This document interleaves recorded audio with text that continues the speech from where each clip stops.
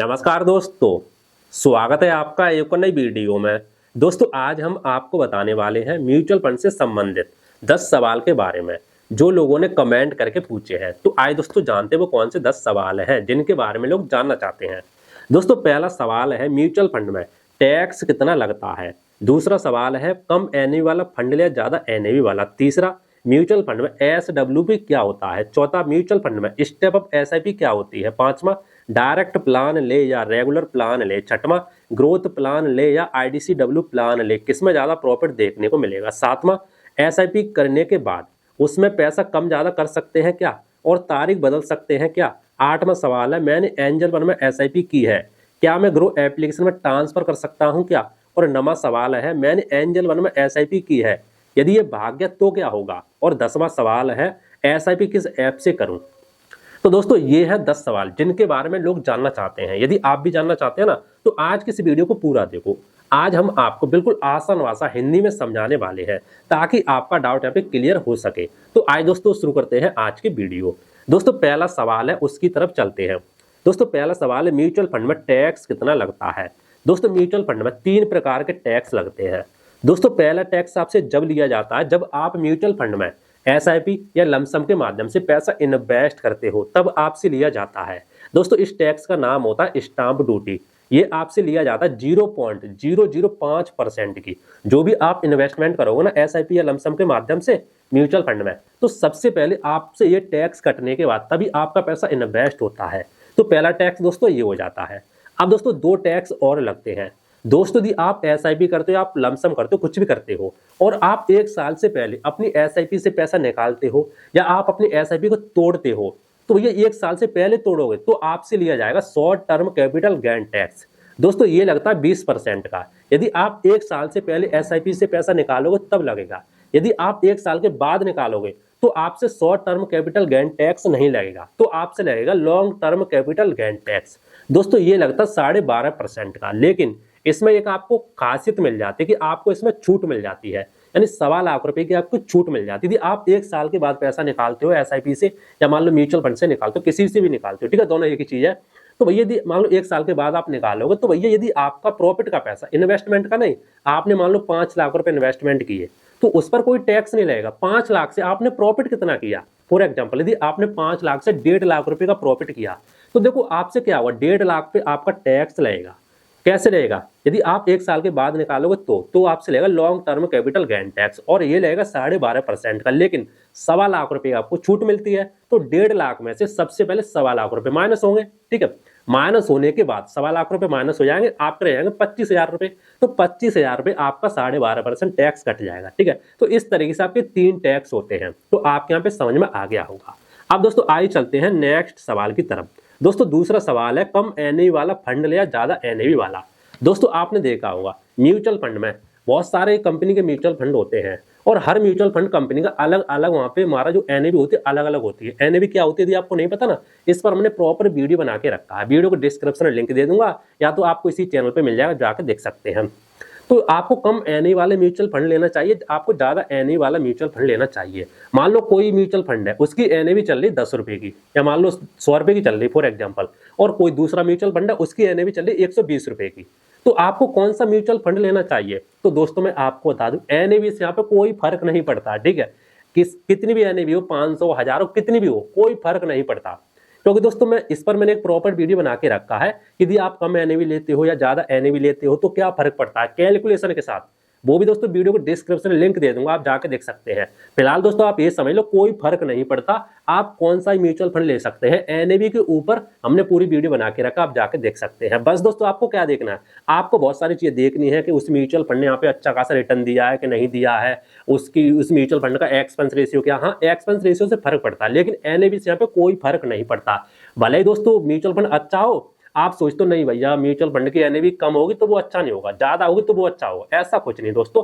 Mutual fund में NAV आप देखना छोड़ दो, एनएवी का कोई रोल नहीं होता। आपको बस ये देखना म्यूचुअल फंड अच्छा है कि नहीं है। कोई भी एनएवी वाला म्यूचुअल फंड आप ले सकते हैं, ठीक है। यदि आप इसके बारे में कंप्लीट जानना चाहते हैं तो मैंने आपसे बोल दिया, प्रॉपर वीडियो बना के रखा है, कैलकुलेशन मैंने उस वीडियो में समझा के रखी, तो आप जाके देख सकते हैं। इसके बाद दोस्तों हमारा नेक्स्ट सवाल आता है तीसरा, म्यूचुअल फंड में एसडब्ल्यूपी क्या होता है। देखो दोस्तों, SWP को समझने से पहले सबसे पहले आपको समझना होगा म्यूचुअल फंड में SIP क्या होती है। यदि आपको SIP पता है ना, तो SIP का जस्ट उल्टा कर दो, उसी को हम SWP बोलते हैं। चलो मैं आपको समझाता हूं। देखो, SIP systematic investment plan. SIP क्या होती है? Systematic investment plan. SIP के जरिए आप म्यूचुअल फंड में इन्वेस्ट कर सकते हो। SIP के माध्यम से आप म्यूचुअल फंड में इन्वेस्ट कर सकते हो, ठीक है, यानी सिस्टमेटिक इन्वेस्टमेंट प्लान। और SIP का जस्ट उल्टा होता है SWP, systematic withdrawal plan. SW के जरिए आप म्यूचुअल फंड से हर महीने कुछ ना कुछ पैसा निकाल सकते हो। जिस तरीके से SIP के जरिए आप हर महीने म्यूचुअल फंड में कुछ ना कुछ पैसा इन्वेस्ट कर सकते हो, और यदि आप SWP प्लान किसी म्यूचुअल फंड में लगा देते हो तो आप कुछ ना कुछ पैसे हर महीने निकाल सकते हो। फॉर एग्जाम्पल, यदि मान लो आपने म्यूचुअल फंड में SIP आप करते रहे 20 साल तक, या मान लो आपने 15 साल तक की, और आपका जो म्यूचुअल फंड बड़ा हो गया, आपका जो फंड बनेगा ना, वो फॉर एग्जाम्पल आपका वैसा बन गया 50 लाख रुपए, तो भैया आप उसमें यदि 50 लाख रुपए आपका बन चुका ना, तो यदि आप उसमें SWP ऑप्शन लगा देंगे, आप चाहते हैं 50 लाख का बन चुका, तो हमें इसमें से हर महीने 25,000 मान लो 30,000 रुपए हर महीने निकालने हैं, तो आप वहां पे SWP ऑप्शन लगा सकते हो, ठीक है, और आपके बैंक में हर महीने पैसे आते जाएंगे। तो ये चीज होती है दोस्तों SWP। लेकिन कब लगा पाओगे? सबसे पहले आपके पास एक बड़ा फंड होना चाहिए। या तो आप SIP के माध्यम से एक बड़ा फंड बना सकते हो, या तो आप दूसरा तरीका भी है, यदि आपके पास पहले से कोई मोटी रकम है तो आप लमसम में किसी भी म्यूचुअल फंड में डाल सकते हो, और भैया आपका एक बड़ा फंड बन जाएगा। बाकी दोस्तों SW के ऊपर हमने एक प्रॉपर वीडियो बना के रखा डिटेल्स में, तो आप उस वीडियो को जाकर देख लेना। आप यूट्यूब पे लिख देना SWP by Rahul GSR Bajrang, आपके सामने वीडियो आ जाएगा, उसमें डिटेल्स में वीडियो बना के रखा है कंप्लीट, तो आप उसको जाकर देख लेना। उसके बाद दोस्तों हमारा नेक्स्ट सवाल आता है नंबर 4, म्यूचुअल फंड में स्टेप अप SIP क्या होती है। तो आइए समझते हैं दोस्तों, SIP और स्टेप अप SIP इन दोनों के बीच में थोड़ा सा अंतर होता है। SIP क्या होती है? सिस्टमेटिक इन्वेस्टमेंट प्लानिंग, हर महीने म्यूचुअल फंड में कुछ ना कुछ पैसा एक सही तरीके से डालना, और दोस्तों यही होती है हमारी स्टेप अप SIP। लेकिन स्टेप अप SIP में थोड़ा सा अंतर हो जाता है। अंतर क्या हो जाता है? जैसे देखो, यदि मान लो कि आप जॉब करते हो, ठीक है, और जॉब करते हो, आपकी हर साल कुछ ना कुछ सैलरी परसेंटेज बढ़ जाती है, तो जब आपकी सैलरी हर महीने कुछ ना कुछ बढ़ेगी ना, तो यदि आप SIP में पैसा इन्वेस्ट करते हो, तो भैया आप वहां पे स्टेप अप SIP यहाँ पे कर सकते हो। इससे क्या होगा? आप वहां पे सेट कर सकते हो कि हमारी जो इन्वेस्टमेंट हम कर रहे हैं ना अमाउंट, उस पर 10% हर साल बढ़े, या मान लो 20% बढ़े, या मान लो 5% बढ़े, इस तरीके से आप सेट कर सकते हो। तो क्या होगा? जिस तरीके से आपकी हर महीने सैलरी बढ़ेगी ना, उसी तरीके से आपका जो SIP का इन्वेस्टमेंट होगा वो हर महीने कुछ ना कुछ बढ़ेगा। जैसे फॉर एग्जांपल, यदि मान लो आप 500 रुपए हर महीने इन्वेस्ट करते हो, और आपने वहां पे भाई साहब सेट कर दिया कि हमें भाई साहब अपनी इन्वेस्टमेंट का 10% हर साल बढ़ाना है, उसी को हम स्टेप अप बोलते हैं, यानी अपनी इन्वेस्टमेंट का कुछ ना कुछ परसेंट हर साल बढ़ाना, वो हमारा स्टेप अप होती है, ठीक है। तो आपने वहां पे सेट कर दिया, तो क्या होगा? एक साल तक तो भाई साहब 500 रुपए हर महीने आपका इन्वेस्ट होगा, लेकिन अगली साल 500 पे 10% यानी 550 रुपए दूसरी साल इन्वेस्ट होगा। दूसरी साल कितना होगा? 500 नहीं होगा, 550 रुपए इन्वेस्ट होगा। इसी तरीके से तीसरी साल अब 550 पे 10% लग के तब इन्वेस्ट होगा।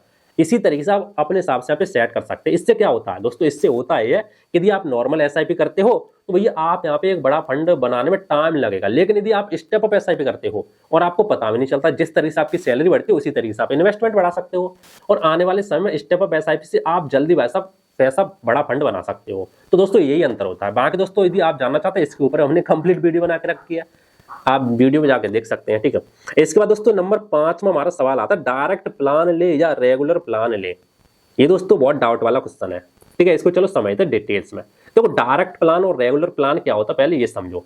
देखो दोस्तों म्यूचुअल फंड, बहुत सारे म्यूचुअल फंड होते हैं, यदि आप डायरेक्ट प्लान लेते हो तो आपको उसमें एक्सपेंस रेशियो थोड़ा कम देखने को मिलता है, लेकिन यदि आप रेगुलर प्लान लेते हो किसी म्यूचुअल फंड का, तो उसमें आपको एक्सपेंस रेशियो ज्यादा देखने को मिलता है, जिसके कारण लंबे समय में आपका एक कम फंड यानी कि यानी कि आपका एक छोटा फंड बन सकता है, लंबे समय में आपको फर्क पड़ सकता है, क्योंकि एक एक परसेंटेज से ना लंबे समय में काफी बड़ा फर्क मिलता है, ठीक है। अब देखो बात करते हैं डायरेक्ट प्लान आपको कहां मिलता है और रेगुलर प्लान कहां मिलता है। देखो दोस्तों होता है, यदि मान लो आप किसी ब्रोकर से यहाँ पे इन्वेस्टमेंट करो किसी म्यूचुअल फंड में, तो आपको हमेशा डायरेक्ट प्लान मिलेगा। और यदि आप किसी एजेंट के थ्रू, या मान लो आप बैंक में जाके इन्वेस्टमेंट करोगे, या मान लो आप किसी AMC की वेबसाइट से जाके इन्वेस्टमेंट करो किसी म्यूचुअल फंड में, तो आपको वहां पर रेगुलर प्लान ही मिलेगा। अब रेगुलर प्लान में क्या होता है? रेगुलर प्लान में बस ये होता है आपको कोई ना कोई गाइड करने वाला होता है, उसी चीज का आपसे एक्सपेंस रेशियो थोड़ा ज्यादा लेता है। यदि आप बैंक में जाएंगे ना, बैंक से करेंगे आप म्यूचुअल फंड में इन्वेस्टमेंट, ठीक है, तो आप वहां पे जो बैंक के जो होंगे डिपार्टमेंट, जो कर्मचारी होंगे ना, वो आपको गाइड करते रहेंगे समय समय पर यही आपको सुविधा मिल जाती है रेगुलर प्लान में, बाकी कोई सुविधा नहीं मिलती, ठीक है। लेकिन डायरेक्ट प्लान में ये है कि आप अपने मोबाइल उठाया आपने और किसी ब्रोकर से आप कर सकते हो आसानी से, और जब इच्छा है तब भाई साहब आप निकाल सकते हो पैसा, ठीक है। और इसमें एक्सपेंस रेशियो आपको कम देखने को मिलता है। बाकी दोस्तों इसके ऊपर भी हमने वीडियो बना के रखा है कंप्लीट दिया, आप डिटेल्स में जानना चाहते हो तो बाकी दोस्तों मैंने आपको बता दिया। लेकिन ज्यादातर अभी आप देखेंगे ना डायरेक्ट प्लान ही लोग करते हैं, कौन जाए बैंक में, कौन एजेंट के थ्रू जाए, मोबाइल उठाया ब्रोकर में किया और झट से हो गया। तो बहुत सारे लोग यहाँ पे डायरेक्ट प्लान ही करते हैं, ठीक है। सबसे ज्यादा डायरेक्ट प्लान ही होता है, वो मैंने आपको बता दिया। इसके बाद दोस्तों हमारा नेक्स्ट सवाल आता है नंबर 6, ग्रोथ प्लान ले या IDCW प्लान ले, ये क्या होता है? देखो दोस्तों आप किसी म्यूचुअल फंड में जाएंगे ना तो आपको पे लिखा आता है ग्रोथ प्लान, ठीक है, IDCW प्लान, इस तरह से लिखा आता है। इनके बीच में अंतर क्या होता है? देखो दोस्तों मैं आपको थोड़ा बताना चाहूंगा ग्रोथ प्लान क्या होता है। यदि आप ग्रोथ प्लान लेते हो तो आपको होता क्या, आने वाले समय में आपका फंड कंपाउंड के माध्यम से बड़ा होता जाता है, यानी पावर ऑफ कंपाउंड के माध्यम से जो आपका इंटरेस्ट बनेगा ना, इंटरेस्ट के ऊपर इंटरेस्ट, इंटरेस्ट के ऊपर इंटरेस्ट, इस तरीके से बन के लंबे समय में यानी आने वाले समय में आपका एक बड़ा फंड बनता जाता है। यदि आप ऐसा कोई म्यूचुअल फंड लेते हो जो IDCW प्लान है, IDCW प्लान वाला म्यूचुल फंड लेते हो, तो IDCW होता क्या? IDCW दोस्तों ये होता है कि आप म्यूचुअल फंड यदि IDCW वाला लेते हो तो आप उसमें सेट कर सकते हो, ठीक है। उसकी कुछ पॉलिसी होती है कि आप हर महीने भाई साहब कुछ ना कुछ पैसे वहां से निकाल सकते हो, यानी हर महीने कुछ ना कुछ पैसे आपके खाते में आते रहेंगे, उसी को हम IDCW बोलते हैं। यदि आप भाई साहब ये चाहते हो कि भैया हम म्यूचुअल फंड कर रहे हैं और हमारे कुछ ना कुछ पैसे हमारे खाते में आते रहे, हम करते रहे और इंटरेस्ट जो भी बने, जैसे मान लो आपने हर महीने 5,000 रुपये की SIP कर रहे हो और 5,000 में जो भी इंटरेस्ट बने, जैसे इंटरेस्ट मान लो यहाँ पे करीब 12% का बनेगा, तो 12% में से 6-7% इंटरेस्ट जो भी बनेगा वो हमारे खाते में आ जाए, बाकी का वहाँ पे इन्वेस्ट होते रहे। तो ये भी यहाँ पे इसी तरीके से यहाँ पे IDCW प्लान काम करता है। इसमें दोस्तों ये भी IDCW प्लान वाले बहुत लोग कम लेते हैं। क्यों लेते हैं? क्योंकि देखो हम इन्वेस्टमेंट कर रहे हैं एक बड़ा फंड बनाने के लिए। यदि आप IDCW वाला प्लान लेते हैं किसी म्यूचुअल फंड में तो आप एक बड़ा फंड नहीं बना पाएंगे। क्यों? क्योंकि भाई साहब आपका पैसा ना वो 6-7% से ग्रो होगा, क्योंकि आपने 2-3-5-6% तो आप यहाँ पे हर महीने निकालोगे, या तो क्या ग्रो हो पाएगा। और ग्रोथ प्लान में क्या होता है? ग्रोथ प्लान में आपको कोई पैसा नहीं मिलता, आप SIP करते हो तो भाई साहब आपको 12-13% जो भी यहाँ पे इंटरेस्ट मिलता है, ठीक है, म्यूचुअल फंड में, तो भाई साहब जो आपको इंटरेस्ट मिला वो आपको ना मिलकर वहां पे री इन्वेस्ट हो जाता है। तो री इन्वेस्ट होता रहेगा, फिर इंटरेस्ट के ऊपर इंटरेस्ट, इंटरेस्ट के ऊपर इंटरेस्ट, आने वाले समय में पावर ऑफ कंपाउंड के माध्यम से आपका एक बड़ा फंड बन जाता है। तो दोस्तों ये होता है ग्रोथ प्लान में। तो मैं तो आपसे यही कहूंगा हमेशा आपको ग्रोथ प्लान ही लेना चाहिए, ठीक है। यदि आप कुछ महीने पैसा निकालना चाहते तो बाद में उसमें SW प्लान लगा देना, कोई दिक्कत नहीं है। लेकिन IDCW प्लान लेते हैं बहुत सारे लोग लेते हैं, जो रिटायरमेंट हो जाते हैं अपना फंड डाल देते हैं, IDCW प्लान ले लेते हैं, वो आपकी चॉइस है, मैंने आपको बता दिया। इसके बाद दोस्तों हमारे नेक्स्ट क्वेश्चन आता है नंबर 7, SIP करने के बाद उसमें पैसा कम ज्यादा कर सकते हैं क्या, तारीख बदल सकते हैं क्या? ये बहुत सारे लोगों को यहाँ पे डाउट रहता है, पहले मेरा भी डाउट था, ठीक है। जब मैंने यहाँ पे SIP चालू कर दी ना उसके बाद मैंने यहाँ पे सारी चीजें सीखी, इसलिए मैंने सोचा मैं भी चलो आपको बता देता हूँ। देखो क्या होता है, यदि आप SIP करते हो, फॉर एग्जाम्पल यदि मान लो आपने भी, आपके पास ज्यादा बजट नहीं है, आपने किया नहीं भैया अभी हम 500 से SIP स्टार्ट कर दे रहे हैं, कोई दिक्कत नहीं है। फॉर एग्जाम्पल मैंने भी 500 से भी स्टार्ट करके रखी, ठीक है। आपने कहा अभी हम 500 रुपए हर महीने इन्वेस्ट करके SIP स्टार्ट कर दे रहे हैं, आपने भी 500 से स्टार्ट कर दी। अब आपकी सैलरी वैसा बढ़ गई, अब आप चाहते हो सैलरी तो बढ़ी गई है, क्या करें इसमें 1,000 रुपए से इन्वेस्ट कर देते, हर महीने 1,000 रुपए कटते रहे, तो वैसे सब आप उसको एडिट कर सकते हो, कोई दिक्कत नहीं। आप उसमें ऑप्शन आता है, जाओगे ना क्लिक करोगे और वहां पे आप अमाउंट की जगह 500 1,000 डाल देंगे, 1,000 डालने के बाद सेव कर दोगे तो अगले महीने से अब आपका 1,000 रुपए कटेगा, ठीक है। इसी तरीके से आप कितना भी यहाँ पे सेट कर सकते हो, कितनी बार एडिट कर सकते हो, कोई दिक्कत नहीं है। और दोस्तों रही डेट की बात, आप चाहते हो हमने SIP की है, हमारा अमाउंट हर 1 तारीख को कटता है, और दोस्तों आप चाहते नहीं 1 तारीख हमने गलत सेट कर दी, हमारी सैलरी 1 तारीख को आ नहीं पाती है, कोई प्रॉब्लम हो सकती है, ठीक है। तो आप चाहते नहीं भैया हमें 5 तारीख सेट करनी है, तो आप कोई दिक्कत नहीं कर सकते, उसके ऊपर क्लिक करोगे और 5 तारीख सेट कर देना, कंफर्म कर देना, तो 5 तारीख सेट हो जाएगी। तो ये चीज कर सकते हो, कोई दिक्कत नहीं है, ठीक है। तो आपके यहाँ पे समझ में आ गया होगा। इसके बाद दोस्तों नेक्स्ट हमारा क्वेश्चन आता है नंबर 8, मैंने एंजल वन में SIP की है, क्या मैं ग्रो एप्लीकेशन में ट्रांसफर कर सकता हूँ क्या?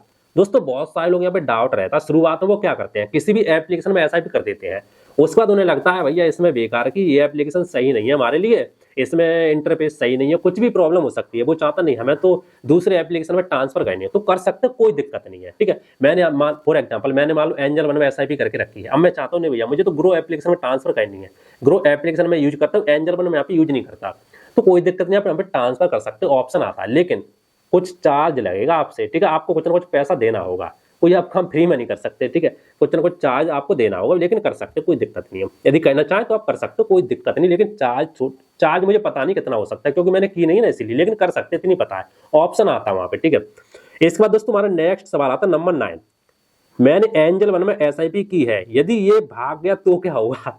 बहुत सारे लोग यहाँ पे डाउट रहता है, ठीक है। एंजल वन ने किसी में भी आपने एसआईपी करके रखी, किसी ब्रोकर में, यदि कोई ब्रोकर भाग गया तो क्या होगा, आपकी एसआईपी का होगा क्या। तो देखो दोस्तों मैं आपको बताना चाहूंगा, कोई भी ब्रोकर, यदि मान लो आप किसी ब्रोकर से एसआईपी करते हो, तो ये एसआईपी करने के बाद ब्रोकर के पास कुछ यहाँ पे नहीं रहता। यदि आप एसआईपी करोगे तो आपकी जो एसआईपी होगी ना, आपका पैसा होगा ना, वो डायरेक्ट एएमसी जो वेबसाइट होती है, जिसमें भी आप करना चाहते हो, जैसे बहुत सारे यहाँ पे एएमसी, मान लो क्या बोलते हैं, म्यूचुअल फंड है, जैसे निप्पॉन का है, ठीक है, एसबीआई का है, बहुत सारी एएमसी कंपनी यहाँ पे म्यूचुअल फंड अपना चला रही है। तो मान लो आपने किसी म्यूचुअल फंड में आपने इन्वेस्ट किया, ठीक है, एसआईपी की, तो आपका पैसा ब्रोकर के पास नहीं रहता है, आपका पैसा कहाँ जाता है पता, आपका पैसा एएमसी वेबसाइट के पास चला जाता है। आपका पैसा वहां पे इन्वेस्ट होता है, किसी भी ब्रोकर से आप करोगे आपका पैसा एक ही जगह जाता है, एएमसी के पास जाता है। एएमसी जो वेबसाइट चलाती है, कंपनी चलाती है ना, उन्हीं के पास जाता है। अब उनके पास चला जाएगा, उसके बाद वो क्या करेंगे, आपको फोलियो नंबर वगैरह दे देंगे, ये सारी चीजें डिटेल्स आपको जीमेल पे दे देती हैं। तो वो चीज आपके पास होनी चाहिए बस, और आपको कुछ नहीं करना। आप चाहो तो गूगल पे जाके चेकआउट कर सकते हैं, ठीक है। तो कोई भी एप्लीकेशन भाग जाए, चाहे कुछ भी हो जाए, आपके एसआईपी का कोई दिक्कत नहीं होने वाली है, कोई दिक्कत नहीं होने वाली। क्यों? क्योंकि भैया आपका जो पैसा गया ना, वो आपका एएमसी के पास गया है, ना कि आपके ब्रोकर के पास रहा है। कोई ब्रोकर के पास नहीं रहता। इसी तरीके से यदि आपको स्टॉक वगैरह बाय करते हैं, तो भी आपका जो स्टॉक बाय करोगे ना, तो वो सेबी के पास पूरा रिकॉर्ड रहता है। आपको डरने की कोई भी जरूरत नहीं है। ब्रोकर का, ये ब्रोकर क्या होता है, ब्रोकर एक तरीके से गेट होता है अंदर जाने का, प्रवेश करने का, वहां तक आपका पैसा पहचाने, क्या बोलते, सॉरी, वहां तक आपका पैसा पहुंचाने का एक तरीके से जरिया होता है, ठीक है। वो बीच में कुछ नहीं कर सकता, आपका पैसा वहां तक पहुंचा देगा, और वहां से जो भी फोलियो नंबर वगैरह जो भी चीज होती है, यूनिट वगैरह जो भी मिलेगा आपको दे देगा। बस यही काम करता है, और कुछ नहीं होता ब्रोकर का काम। तो आपका पे डाउट क्लियर हो गया होगा। इसके बाद दोस्तों हमारा नेक्स्ट कौन सा सवाल बचता है, नंबर 10। एसआईपी किस ऐप से करूं। तो कोई दिक्कत नहीं, आप किसी भी ऐप से कर सकते हो। मैंने क्या बोला, आपका पैसा एएमसी के पास जाता है, तो आपको डरने की कोई भी जरूरत नहीं है। आप किसी से करो, एंजल वन से करो, ग्रो एप्लीकेशन से करो, आप स्टॉक से करो, बहुत सारे एप्लीकेशन है, किसी से भी कर सकते हो। जो भी आपको अच्छा लगता है उससे आप कर सकते हो, कोई दिक्कत नहीं, नो डाउट। तो दोस्तों ये थे 10 सवाल, और मैंने आपको 10 सवाल है कि जवाब, यहाँ पे 10 सवाल के मैंने आपको जवाब आसानी से सारे दे दिए। फिर भी दोस्तों ये आपको कोई डाउट है तो आप नीचे कमेंट कर देना। अगली कोई भी वीडियो बनाऊंगा ना सवालों की, Q&A की, तब मैं उसमें आपका सवाल यहाँ पे बता दूंगा, ठीक है। बाकी दोस्तों उम्मीद करता हूँ आज का वीडियो आपको पसंद आया होगा। यदि वीडियो अच्छा लगा तो वीडियो को एक लाइक कर देना, और चैनल को सब्सक्राइब कर देना यदि आप नए आए हो तो। बाकी दोस्तों मिलते हैं इंटरेस्टिंग नई वीडियो। तो जय हिंद, वंदे मातरम, बाय बाय।